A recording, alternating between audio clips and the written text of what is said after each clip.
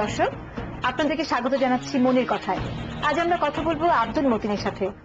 আব্দুল মতিন পেশায় ছিলেন একজন ম্যারেজ রেজিস্ট্রার, যাকে আমরা সাধারণ ভাষায় কাজী হিসেবে চিনি। সঙ্গত কারণে এখানে আমরা তার ছদ্মনাম ব্যবহার করছি। আমাদের অনুষ্ঠানের পাশাপাশি আরো আছেন ঢাকা বিশ্ববিদ্যালয়ের ইসলামিক স্টাডিজ বিভাগের সাবেক চেয়ারম্যান প্রফেসর আ.ন.ম রইসউদ্দিন এবং সেই সাথে আছেন র্যাবের নির্বাহী ম্যাজিস্ট্রেট এ.এইচ.এম. আনোয়ার পাশা। কেমন আছেন আপনারা?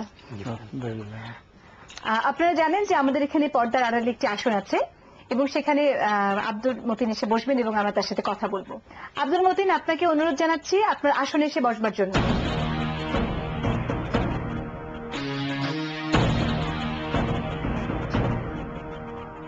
আব্দুল মতিন, কেমন আছেন আপনি? জি, ভালো আছি। আমরা জানি যে আপনি একসময় কাজী হিসেবে কাজ করতেন বা কাজী সহযোগী হিসেবে কাজ করতেন, এটা কি ঠিক? জি। আচ্ছা, আপনি কিভাবে এই পেশার সাথে যুক্ত হয়েছিলেন? সংসারের একটু অভাব অনটনের জন্য টিউশনি করতাম, পাশাপাশি পাশে একটা কাজী অফিস ছিল, ওখানে আসা যাওয়া করতাম, কাজী সাহেবও ডাকতেন। এই প্রথম থেকেই তখন এই বিয়ে শাদীর দেখতে দেখতে অভিজ্ঞতা হইল আর কি। তখন কি আপনি সহযোগী হিসেবে কাজ করতেন? জি, তখন থেকেই সহযোগী হিসেবে কাজ করতাম, আজ থেকে 22 বছর আগে। আর আপনি তো কাজী হিসেবে কাজ করেছেন। জি। তো একজন কাজী হিসেবে কি ধরনের কাজ করতে হয়? কাজী সাহেব অফিসে না থাকলে বিয়ে শাদী সম্পন্ন করতে হয় ওনার অনুপস্থিতিতে। আর দ্বিতীয়ত হইল, এলাকা তো অনেক বড় হইলে বিয়ে শাদীতে যাওয়ার লাগে, যেতে হয়, যে বিয়ে শাদী পড়াইতে হয়, সম্পন্ন করতে হয়। এই যে কাজী সাহেবের অনুপস্থিতিতে যে আপনি বিয়ে পড়ানোর কাজটা করতেন, এটা কি আইনত বৈধ? বিয়ে তো সবাই পড়াইতে পারে, ইমাম সাহেব বিয়ে পড়ায় বা কোন হুজুর বিয়ে পড়ায়। অ্যাসিস্ট্যান্ট হিসাবে আসলে কোন আইন নাই, যদিও না থাকে তবু উনিও বিয়ে পড়াইতে পারেন বা রেজিস্ট্রার নিজেও বিয়ে পড়াইতে পারেন। আব্দুল মতিন ভাই, একটু আমি স্যারের সাথে কথা বলে আবার আপনার কাছে আসছি। স্যার, এই যে আব্দুল মতিন বলছেন যে বিয়ে যে কেউ পড়াতে পারে, কাজের অনুপস্থিতিতে কাজী সাহেবের সহযোগী পড়াতে পারেন, ইমাম সাহেব পড়াতে পারেন, যে কেউ বিয়ে পড়াতে পারেন এবং এটার কোনো আইনগত ব্যাপার নাই, উনি কি ঠিক বলছেন? না, অবশ্যই না। বিয়ে যে কেউ পড়াতে পারে না। যে জ্ঞানী আলেম সে বিয়ে পড়াতে পারে।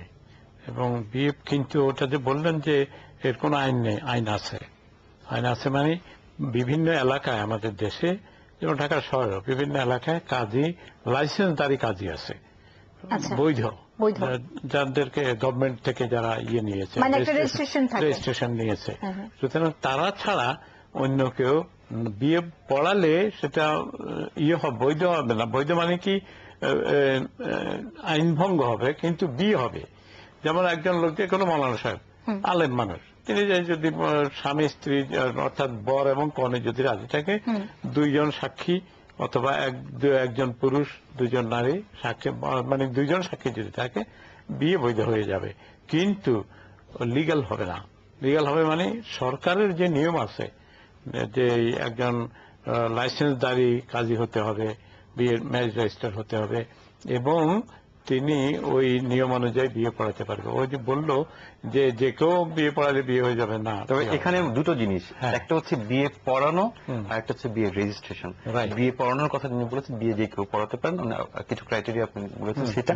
আর বিয়ে রেজিস্ট্রেশন যখন হবে এটা বাধ্যতামূলক, এটা আইন যাবে। যে বিয়ে বৈধতা পাচ্ছে কোন অর্থে, মানে সামাজিক ভাবে বা ধর্মীয় দৃষ্টিতে হচ্ছে, কিন্তু আইন সিদ্ধ হচ্ছে না। আইন সিদ্ধ হচ্ছে না মানে সে ওই যে বিয়েটা, ওটাতে রেজিস্ট্রি করার অধিকার ওই লোকের নেই। আর এই যে কাজী সাহেব যার রেজিস্ট্রেশন করার যার ক্ষমতা আছে, এই ক্ষমতাটা উনি কিভাবে পান? মানে এই কাজী অফিসের ব্যাপারগুলো কিভাবে তৈরি হয়? কাজী অফিসের যিনি কাজী হবেন তার ওই কাজী হওয়ার যোগ্যতা আছে কিনা, ওই জ্ঞান তার আছে কিনা, এবং সে কি বলে ধর্ম সম্পর্কে কতটুকু তার জানাশোনা আছে, অন্তত সে আলেম ফাজল কামেল কিছু পাশ করেছে কিনা। তারপরে সে দরখাস্ত করতে হয় সরকারি ভাবে, একটা নিয়মই আছে।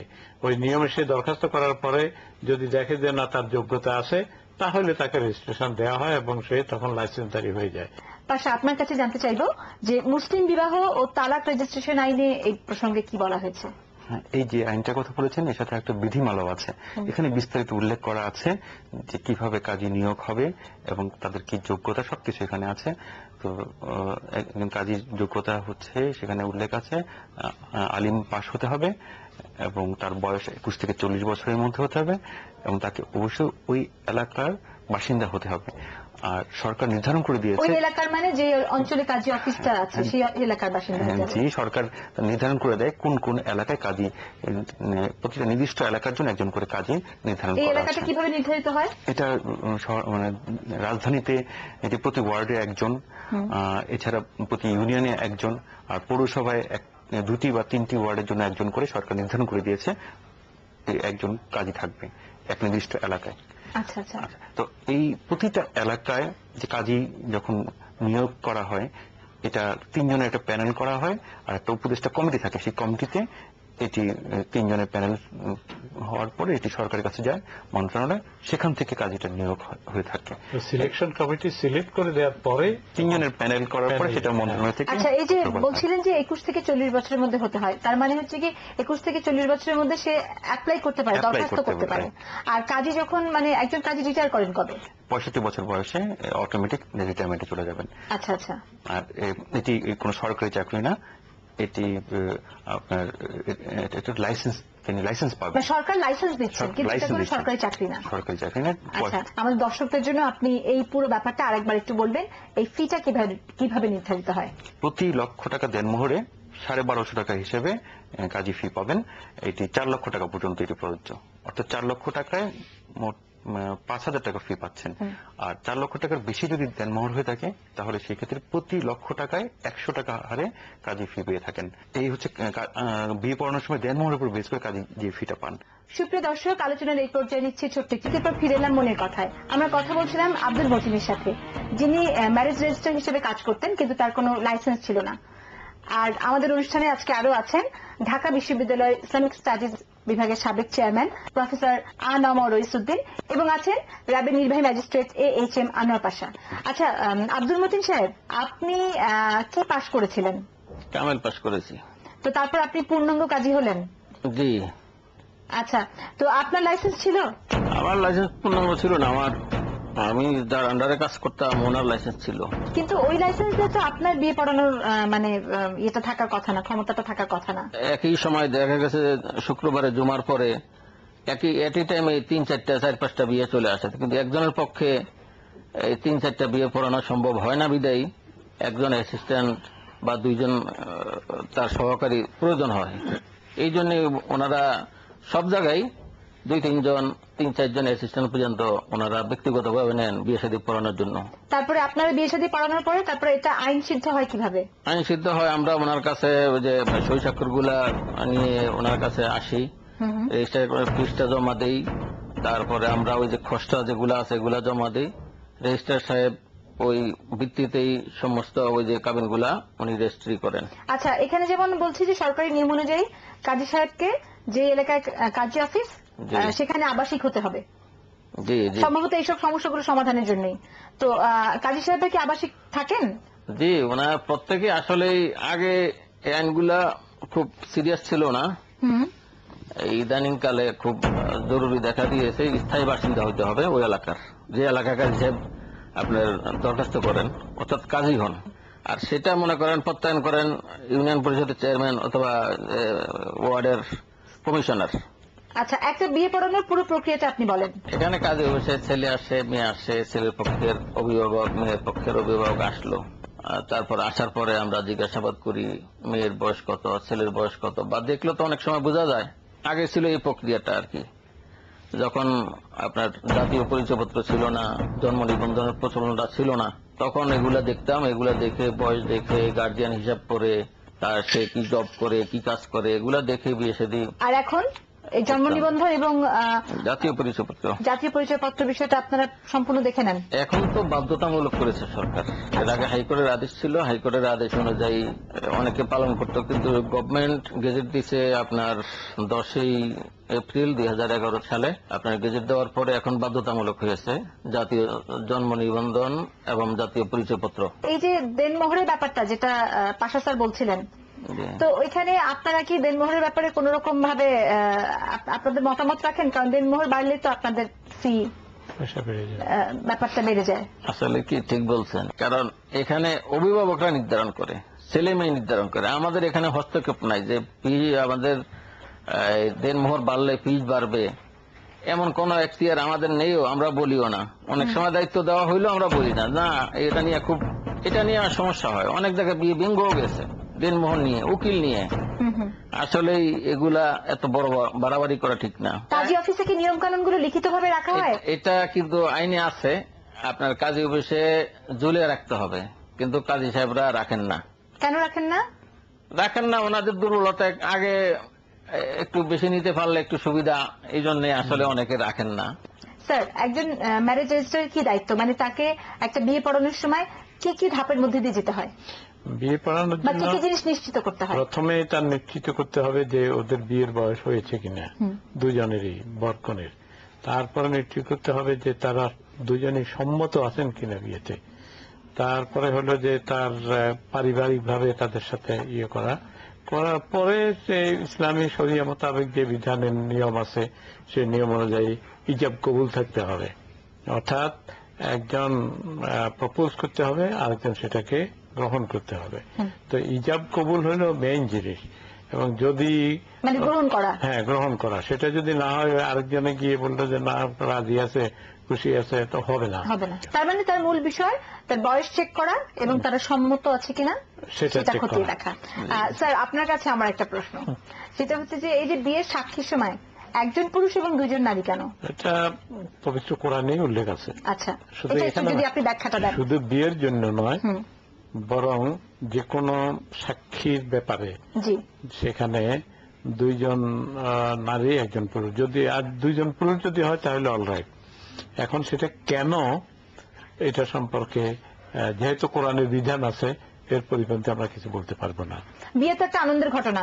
এখন যখন কাজী অফিসে ছেলেকে মেয়েকে নিয়ে বিয়ে পড়াতে যাওয়া হচ্ছে, তখন মানুষ কি করবে? কাজী সাহেবের লাইসেন্স আছে কিনা চেক করবে, বা ইত্যাদি ইত্যাদি। এগুলো নিয়ে তো তখন মানুষের মাথা ঘামানোর সময় থাকে না। না, মাথা ঘামানোর সময় থাকবে না কেন? যে বিয়েটা তো একটা ছেলে খেলা নয় যে গেল আর বিয়ে করে চলে আসলো, সেটা নয়।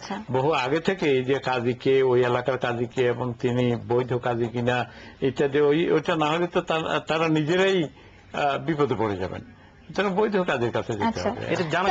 ছেলের বাড়ির এলাকা না মেয়ের বাড়ির এলাকা? হ্যাঁ, দুজনেরই এলাকা, যে কোনো এলাকায় হতে পারে।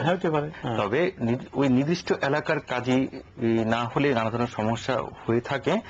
অনেক সময় দেখা যায় এমন কেউ এসে বিয়ে পড়াচ্ছে যে নাকি এটা সঠিকভাবে রেজিস্ট্রেশন করে না, এরকম অনেক নজির আছে। 2009 সালের একটা ছোট্ট ঘটনার কথা বলি। আজিমপুরে চাচাতো ভাই বোন, তারা অভিভাবকদের অমতে পালিয়ে যে বিয়ে করে, বয়স কম ছিল। কোর্ট এলাকায় গেছে, ওখানে একজন লোককে ধরেছে যে আমাদের বিয়ের ব্যবস্থা করে দিতে। তখন সেই লোক তাকে সহযোগিতা করেছে, একজন কাজের কাছে নিয়ে গেছে। এখন তাকে বলা হলো বিয়ে পড়ানোর জন্য, তখন বলেছে চার্জ কত জানা হলো, ফি কত। তখন তার কাছে বলেছে ফি 5,000 টাকা, আর যেহেতু বয়স কম আরো 5,000 লাগবে। তো ঠিক আছে, তো 10,000 টাকা দিয়ে তারা বিয়ে করুন। যেহেতু কম বয়স ছিল, পরে দাম্পত্য কলহ শুরু হয়ে গেল। কিছুদিনের মধ্যে তাদের আবার খুব বড় ধরনের সমস্যা হয়ে যায়। ছেলেটা যৌতুক দাবি করে, তো মারধর করে, শেষে মেয়েটা একটা মামলা করে, নারী শিশু নির্যাতনের একটা মামলা করে। সেই মামলার ইনকোয়ারি করতে যে সমস্যাটা বেরিয়ে আসলো, আইও দেখলেন যে এই যে তাদের বিবাহ কাগজটা, এটাই ভুয়া ছিল, এটা রেজিস্ট্রি হয়নি। যেহেতু রেজিস্ট্রি করেন নাই, এখন এই মামলা নিয়ে তারা সমস্যায় পড়ে গেছে। সুপ্রিয় দর্শক, আলোচনার এই পর্যায়ে ইসলামিক স্টাডিজ বিভাগের সাবেক চেয়ারম্যান প্রফেসর আ.ন.ম রইসুদ্দিন এবং আছেন র্যাবের নির্বাহী ম্যাজিস্ট্রেট এ.এইচ.এম. আনোয়ার পাশা। আচ্ছা, সরকার তো কাজী সাহেবের লাইসেন্স দিয়ে দিচ্ছেন, একজন কাজী নির্বাচন করে তাকে লাইসেন্স দিয়ে দিচ্ছেন। তারপর এখানে কি আর কোনো ফলো আপের ব্যবস্থা থাকে? ওই মাসিক যে সমস্ত টাকা সরকারি কোষাগারে দিতে হয়, এছাড়া কোনো ফলো আপের ব্যাপার থাকে? মানে এদেরকে নিয়ন্ত্রণ করে কে? তারা রিপোর্ট প্রদান করেন সংশ্লিষ্ট ওই ডিস্ট্রিক্টের যে রেজিস্ট্রার আছেন বা সাব রেজিস্ট্রার আছেন, তার কাছে এই রিপোর্টটা সাবমিট করতে হয়। মান্থলি এটা সাবমিট করেন উনি। আবার এটা সেন্ট্রালি তাদেরকে নিয়ন্ত্রণ করার জন্য একজন আইজি আছেন, উনি ইন্সপেক্টর জেনারেল অফ রেজিস্ট্রেশন। আচ্ছা, তিনি এই সকল রিপোর্টগুলো আবার একসাথে করে সরকারকে দেবেন। তো এইভাবে এটা নিয়ন্ত্রণটা হয়ে থাকে। আর কাজী ব্যাপারটা হচ্ছে, যে আইনের কথা বলছেন, এই আইন মুসলিম বিবাহ তালাক রেজিস্ট্রেশন যে আইনটা আছে, এই আইনে কিন্তু কোথাও কাজী শব্দটা নাই। কাজী শব্দটা কোথা থেকে এলো? কাজী শব্দটা এসেছে আসলে কিন্তু আবহাওয়া কাল থেকে, যেটা উনি বললেন, একদম রাসূল পাক সাল্লাল্লাহু আলাইহি ওয়াসাল্লাম থেকেই কাজী মানে হলো জাস্টিস। তখন যে কোনো দেশেই যিনি বাদশাহ থাকতেন, বাদশার একজন কাজী থাকতেন, তার কাজ ছিল বিচার সম্পাদন করা। কিন্তু পরবর্তীতে এই আমরা যে কাজী বলি, এই কাজী কিন্তু আসলে ম্যারেজ রেজিস্টার, এটা কিন্তু কাজী না। কাজী যেহেতু তারা বিচার আচার করে একটা বিবাহ সম্পাদন করে, এই জন্য কাজী বলতে বলতে বলতে কাজী হয়ে গেছে। এটা আমার মনে হয় খুব সম্ভব যখন এই দেশে ইংরেজদের আগে যখন ফার্সি ভাষা প্রচলিত ছিল, তখন থেকেই এটা কাজী কাজী কাজী সাহেব হয়ে গেছে। আপনি আমাদেরকে একটু বলবেন আব্দুল মতিন সাহেব, এই যে একটু আগে পাশা বলছিলেন যে একটা বিবাহের ঘটনা, যে 5,000 টাকা নেওয়া হয়েছে ফিস হিসেবে, আর বয়স কম বলে আরো 5,000 টাকা নিয়ে ওটা করে দেওয়া হয়েছে। তো এই প্রসঙ্গে আপনার কিছু কথা আমরা শুনতে চাইবো। আসলে কি, আমাদের কাজী সমাজের মধ্যে অনেকের নীতি নৈতিকতাহীন অনেক কাজী আছেন, যেটা আমি নিজে এই পেশায় দীর্ঘ প্রায় 22 বছর জড়িত। আমাদের মধ্যে এই জিনিসগুলা খুবই কাজ করে। অনেকেই করেন এগুলি। 5,000 টাকার জায়গায় 10,000, 10,000 জায়গাতে 20,000, ব্যাক ডেটে পয়সা বেশি নেন, তারপরে সমস্যা থাকলে বেশি নেন। এই ক্ষেত্রে যা আছে, মানে দুর্নীতির ক্ষেত্রে, এই বিয়ে শাদীর ক্ষেত্রে এগুলি করেন কাজী সাহেবরা পয়সার মাধ্যমে। আপনি তো কাজী সাহেবের সহযোগী হিসেবে দীর্ঘদিন রয়ে গেলেন। জি জি। তারপর আপনি নিজে কাজী হিসেবে নিজেকে নির্বাচিত করার জন্য আপনি দরখাস্ত করেননি? অনেক দরখাস্ত করেছি, ডাকাও করেছি, আমার এলাকাও করেছি। তাহলে সেটা হয়নি কেন? এগুলা আসলে কি, এগুলা অনেক বড় ব্যাপার স্যাপার, তো এগুলা আইন মন্ত্রণালয়ের ব্যাপার, তারপরে সচিবালয়ের ব্যাপার। কিছু আছে ফাইন্যান্সিয়াল কিছু সমস্যা, সুবিধা অসুবিধার কারণে, যেটা সবাই জানে। জি। আপনি আমাদেরকে বলেন যে ডিভোর্সের ক্ষেত্রে কি কি ধরনের নিয়ম পালন করতে হয়? ডিভোর্সের ক্ষেত্রে এখানে ডিভোর্স 3 রকম আইনে। জি। একটা হলো ডিভোর্স ছেলে কর্তৃক, আর একটা হলো স্ত্রী কর্তৃক, আর একটা হলো খোলা। খোলা, আচ্ছা, খোলা তো আপোষ মীমাংসার মাধ্যমে উভয় পক্ষ যেটা হয়, মানে মিউচুয়াল, যেটা আমরা বলি সমঝোতা মাধ্যমে। সমঝোতা। আচ্ছা, সেটা যদি কাজী বেশা আসে বিবাহ রেজিস্ট্রি করে, সেক্ষেত্রে কাবিননামা দাখিল করে সই স্বাক্ষর করে ছেলের কাছে বিয়ের ডিভোর্সের নোটিশ পাঠাইতে হয়। এটা তো বোধহয় একটা ব্যাপার আছে, 3 মাসের একটা নোটিশ লাগে। জি না, তাহলে প্রথম মাসে একটা নোটিশ, দ্বিতীয় মাসে দ্বিতীয় ডিভোর্সের তালাকের একটা নোটিশ, তৃতীয় মাসে ফাইনাল একটা নোটিশ। ও মানে পর্যায়ক্রমে 3 মাসে 3টা নোটিশ। 3 মাসে 3টা নোটিশ ছেলের কাছে এবং তার সংশ্লিষ্ট চেয়ারম্যান অথবা মেয়রের কাছে, উপজেলা চেয়ারম্যানের কাছে পাঠাইতে হয়। এইভাবে 3 মাস 13 দিন লাগে একটি ডিভোর্স পূর্ণাঙ্গ হইতে। তো এই 3 মাস 13 দিনের মধ্যে যদি কেউ যোগাযোগ না করে? যোগাযোগ না করলে ফাইনাল ডিভোর্স হয়ে যাবে। এই যে এখানে সময়টা দেওয়া হচ্ছে 3 মাস, এটা একটা কারণ আছে। এটা ওনারা কিন্তু চিঠি পাঠাচ্ছেন উপজেলা মানে চেয়ারম্যানের কাছে, মেয়রের কাছে। এটা একটা সুযোগ সৃষ্টি করা তাদের নেগোসিয়েশনের জন্য। দুই পক্ষকে ডেকে তাদেরকে বোঝানো হয় যে আপনারা আসলে যে কারণ ডিভোর্স চাচ্ছেন, এটা বোধহয় অতটা যৌক্তিক না। যদি যৌক্তিক না হয়ে থাকে তাদেরকে শেষবারের মতো চেষ্টা করা হয় আবার মিলিয়ে দেওয়ার জন্য, অথবা যৌক্তিক হলে মিউচুয়াল ডিভোর্স করে দেওয়া। এবং অনেকে এই ক্ষেত্রে মিলে যায়। ডিভোর্সটাও একইভাবে রেজিস্ট্রেশন করা বাধ্যতামূলক এই একই আইন অনুযায়ী। স্যার, আমার আজকের অনুষ্ঠানের শেষ প্রশ্ন, সেটা হচ্ছে যে একটা সময় তো আমরা জানতাম যে আমাদের দাদি নানিদের বা আরো আমাদের পূর্বপুরুষদের, যে ওই সময় বিয়ের নিয়মটাই ছিল যে অল্প বয়সে বিয়ে হতো। আজকের যুগে একজন মেয়ের বয়স 18 হতে হবে, একজন ছেলের বয়স 21 হতে হবে। তার নিচে বিয়ে হলে তো এই বিয়েটা আইনসিদ্ধ নয়, কিন্তু প্রচুর বাল্য বিবাহ তো ঘটছে। প্রাচীন কালে এটা হতো, সেটার কারণ ছিল যে এখন যেরকম জ্ঞান বিজ্ঞানে আমরা উন্নত হয়েছি, তখন অত উন্নত ছিল না। ইজাব কবুল যেটাকে বলা হয়, ইজাব মানে প্রপোজ করা, কবুল মানে হলো অ্যাকসেপ্ট করা। তো তারা নিজেরা কিছু বুঝি না, তাদের বুঝজ্ঞানই হয় নাই। বিবাহ কি এটা সম্পর্কে কিছু জানি না, ওই বয়সে তারা বিয়ে করে দিচ্ছে। আমি মনে করি যে এই কারণে ইসলামে নিষেধ করেছে যে না, তোমরা প্রাপ্তবয়স্ক হওয়া পর্যন্ত তার শিক্ষিত হওয়ার জন্য তাকে বুঝতে হবে সে কোথায় বিয়ে করতে যাচ্ছে, কাকে বিয়ে করতে বিবাহ যাচ্ছে, বিষয়টা তাকে জানতে হবে। স্যার, বাল্য বিবাহ নিয়ে আরো অনেক কিছু জানবার আছে, তবে এই বিষয় নিয়ে আমরা ভাবছি আলাদা একটা অনুষ্ঠান করব। আর আপনাদের যদি আমাদের কাছে কোনো প্রশ্ন থাকে তাহলে আমাদেরকে আপনাদের প্রশ্ন লিখে পাঠান, অথবা যদি আপনারা কোনো বিষয় বা যাকে দেখতে চান এই অনুষ্ঠানে এই মনির কথায়, সেসব প্রসঙ্গে আমাদেরকে লিখতে পারেন। প্রযোজক মনির কথা, 110 বীরোত্তম সিআর দত্ত রোড, ঢাকা 1205। আর যদি মনের কথার কোনো বিষয় নিয়ে আপনারা আমাদেরকে SMS করতে চান তাহলে লিখুন PG স্পেস মনের কথা, তারপর পাঠিয়ে দিন 1616 এই নম্বরে। আপনাকে অনেক ধন্যবাদ স্যার। আপনাকে ধন্যবাদ আব্দুল মতিন, আপনাকে অনেক ধন্যবাদ জানাচ্ছি। প্রিয় দর্শক, আজকের অনুষ্ঠান এখানেই শেষ করছি। আপনারা সবাই ভালো থাকুন।